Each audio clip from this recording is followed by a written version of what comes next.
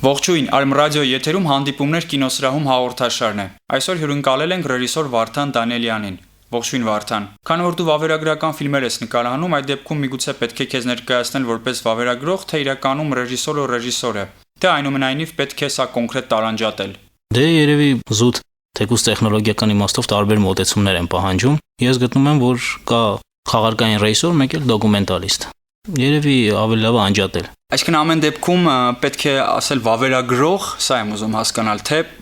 պետք է ասել ռեժիսոր։ Չէ, երևի ավելի լավ է վավերագրող, որովհետև տարբեր մասնագիտություններ են, էլի։ Իմ կարծիքով։ Կարող ես մեկ բառով կամ մեկ նախադասությամբ ասել ինչ է վավերագրական կինոն։ Դե ինչ էլ ասեմ, ինչ որ մեկը կարող ասի հակառակը, երևի մոտեցումներից է, երևի ռեժիսորը եթե իրեն համարում է դոկումենտալիստ, դա դոկումենտալ է, եթե համարում է խաղարկային է, թե չէ ցանկացած խաղարկային կինոյում կարաս նենց ձևի վերլուծես, որ դոկումենտալի տարեր լինեն շատ մեջ է կամ հակառակը, այսինքն այստեղ հարցը երևի ռեժիսորի մեջ է ավելի շատ, ինքը ինչ է իրեն համարում, էլի։ Փաստորեն շատ պատահական է ստացվել, որ դու ընտրել ես վավերագրական, հա։ Հա, պատահական է ստացվել ու Ինչպես եղավ դա։ Դե ստացվեց նենց, որ ավելի դուրս եկավ դոկումենտալ կինոյի կուրս վերցնողի ազգանունը, իմ կարծիքով չեմ սխալվել առանձնապես։ Սովորել եմ Արմեն Դովլեթյանի արվեստանոցում։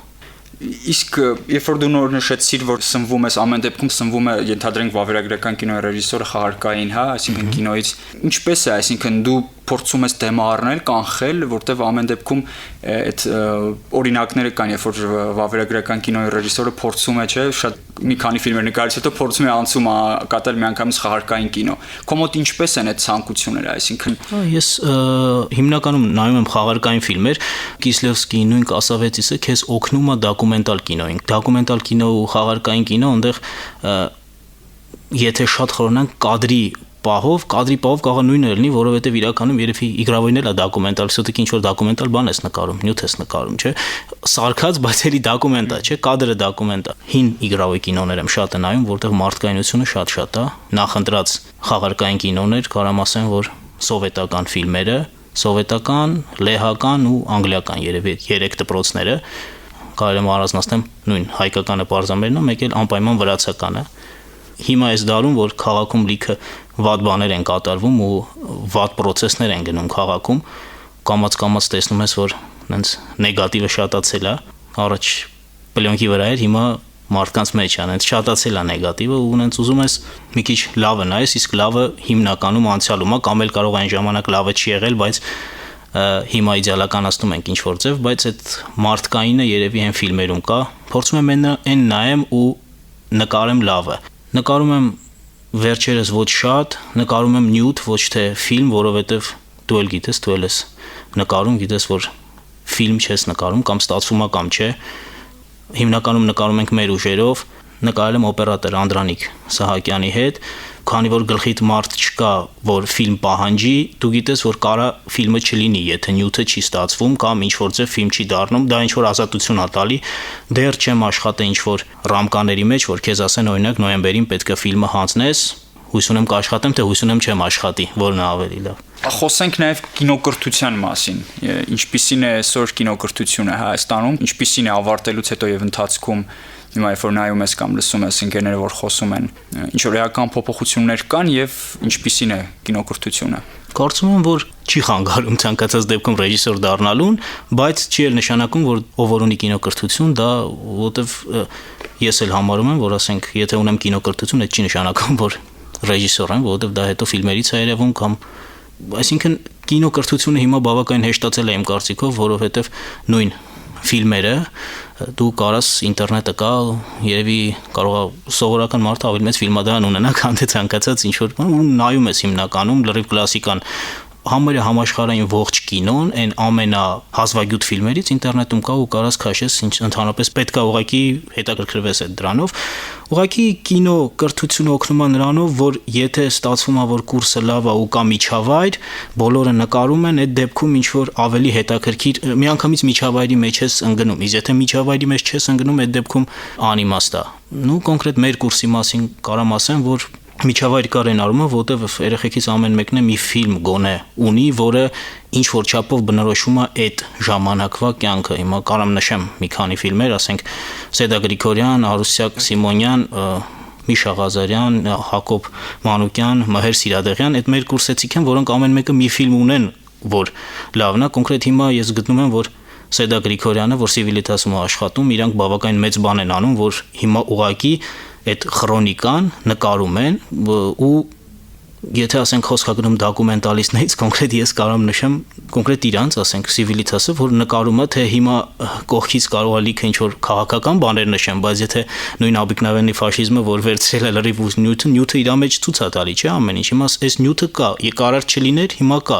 Այդ անում են այս մարդիկ։ Ես էլ ունեմ ինչ որ բաներ նկարած, փորձում եմ ինչ որ բաներին գնամ նկարեմ նույն տարբեր քաղաքում ինչ կատարվում է, բայց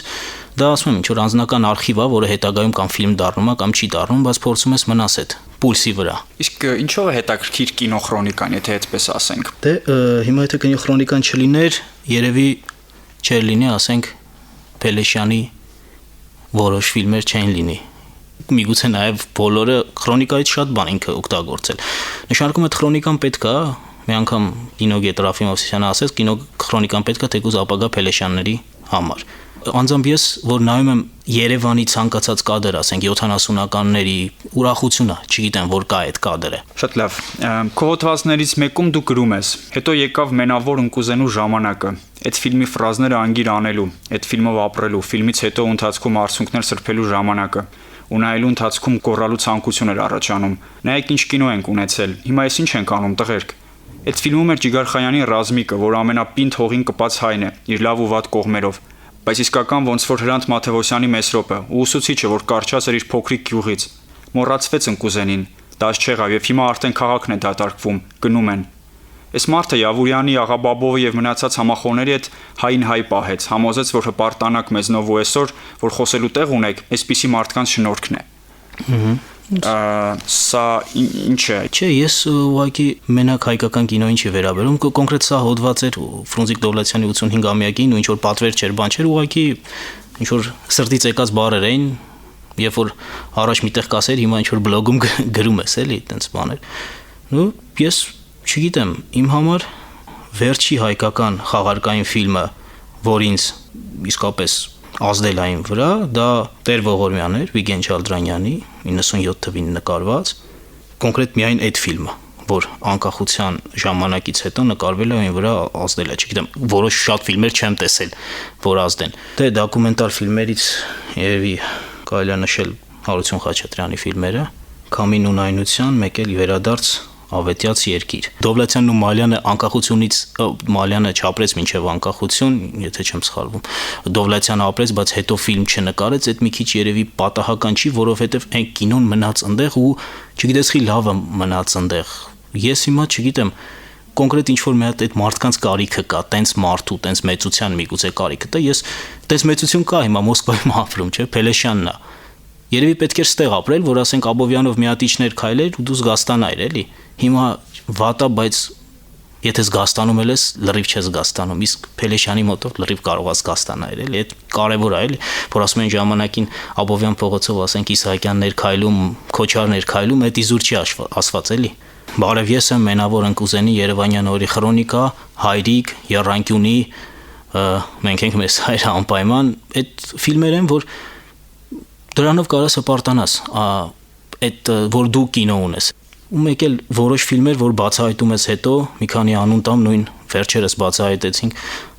Աղաբաբովի Գառնի ֆիլմը, շատ կարճամետրաժ ֆիլմը, շատ ուժեղ ֆիլմ էր, Ջիգար Խանյանն էր էլի խաղում,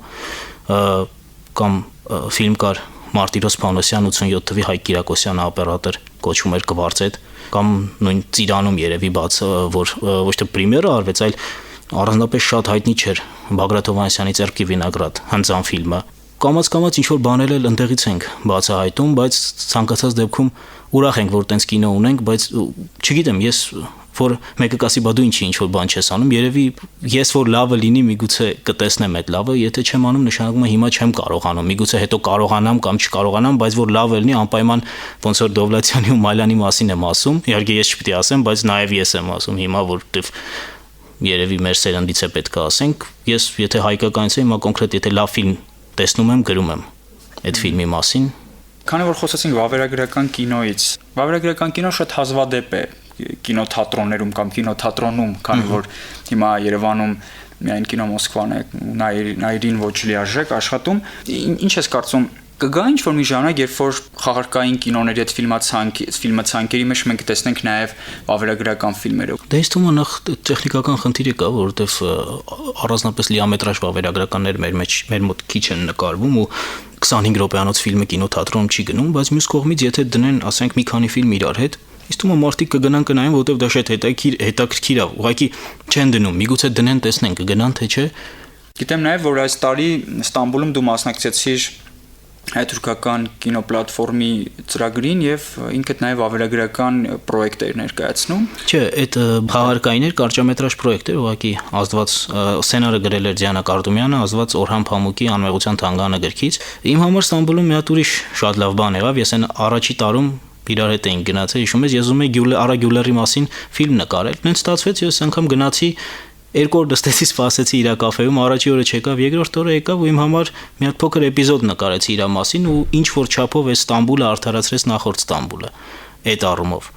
Իհարկե այս պրոյեկտը ինչ որ առաջընթաց չեղավ, բայց իմ համար շատ կարևոր էր, որովհետև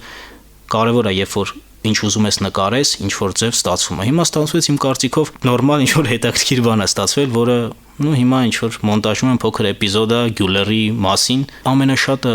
որ կարող ես նստել ու սպասել ինչ որ բանի կամ կարա լինի կամ կարա չլինի, ու եթե շատ է սպասել կամ լավ ես վերաբերում այդ բանին, լինում է։ Ռոբերտ Օլտմանը եկել, Ուես Անդերսոնը, իրանք էլ են տենց բան ասում են, մենք կադրը դնում ենք ու